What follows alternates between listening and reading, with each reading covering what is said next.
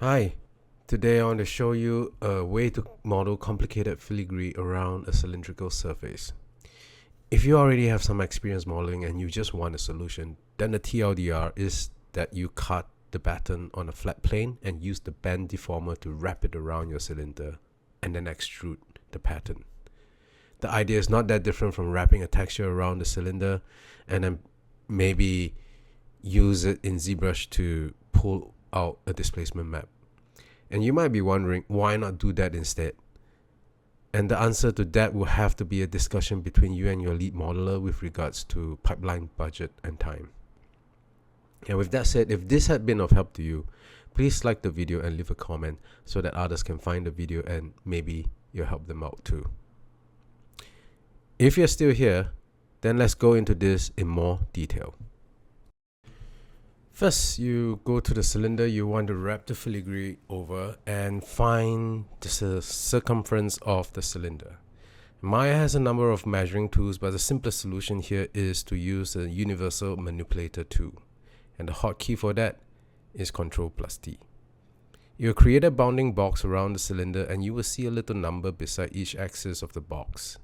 The X or Y value is basically the diameter of the cylinder, and we can get the circumference with a very simple formula, pi d. We then create a plane and key the value into the width of the plane. And the next thing we need is some subdivision on the plane so that it can actually bend around. And I'm matching the subdivision of the plane to the cylinder so that it can be a perfect wrap. So next I go to deformer, non-linear deformer bend, to test and see if the plane will indeed wrap more or less perfectly around the cylinder. Next, I set up an image plane of the filigree I want to model as a reference plane.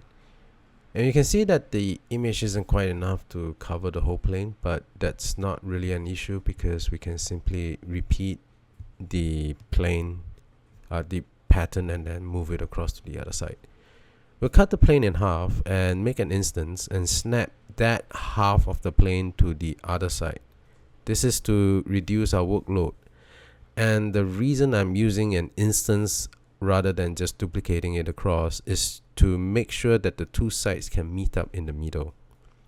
Because whatever edits you make on the plane gets replicated on the instance side, it's a lot easier to ensure that the leftmost side of the plane matches the rightmost side of the plane.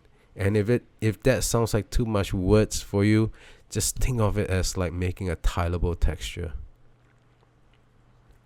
And once we have set everything up, when we have put our plane, our image plane, our reference to where we want it to be, we begin the process of cutting out the pattern.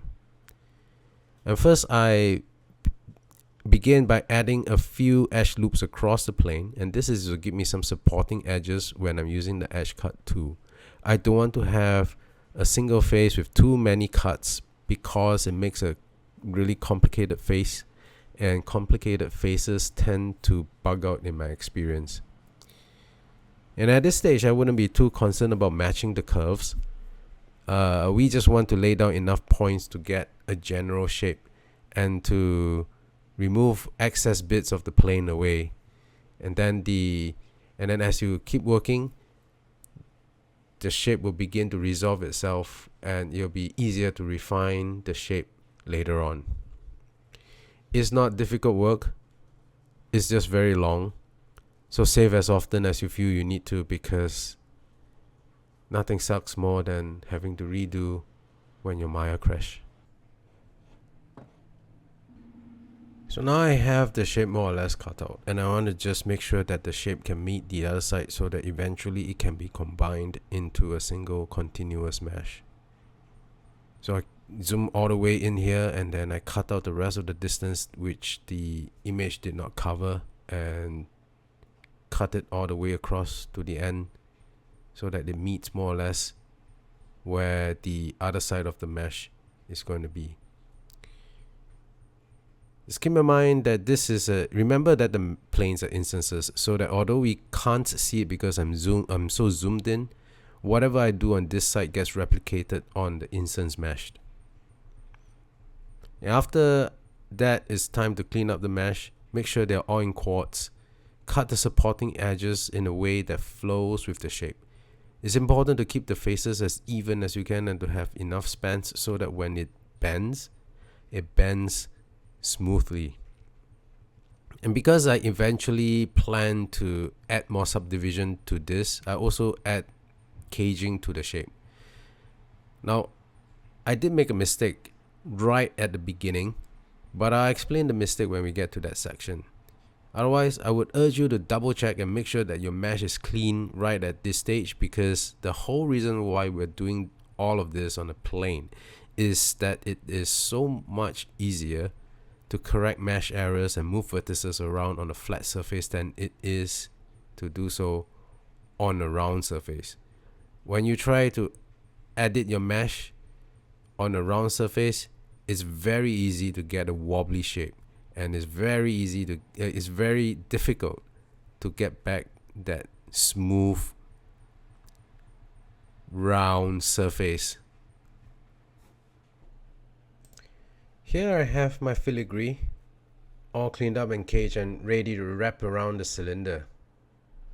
And here also is my mistake. If you look carefully, you will see that there is a gap between the filigree and the cylinder when I bend it around. And this is because I forgot to take into account the fact that a mesh will reduce in volume when it's smooth. What I should have done was start with a cylinder with more sides, or made a copy of the cylinder, add subdivisions to it, then measure the smoothed cylinder, so that when I make my plane, I'm actually making it the size that would wrap around the final product rather than the lower proxy version of the cylinder.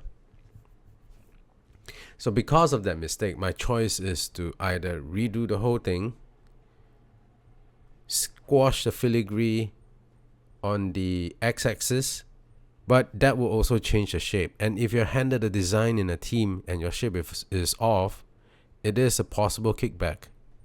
And my last option is to use the transform component tool to push the faces in so that it touches the cylinder and gets rid of the gap.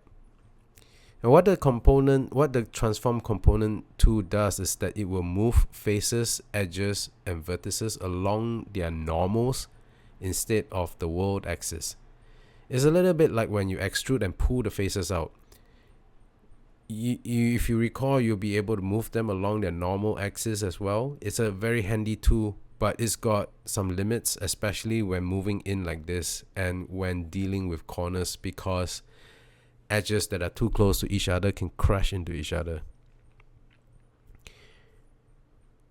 For this case though, since the distance is quite small, it's safe, and I'm not making this model to be effects ready, so I can crash the filigree model a little bit into the cylinder.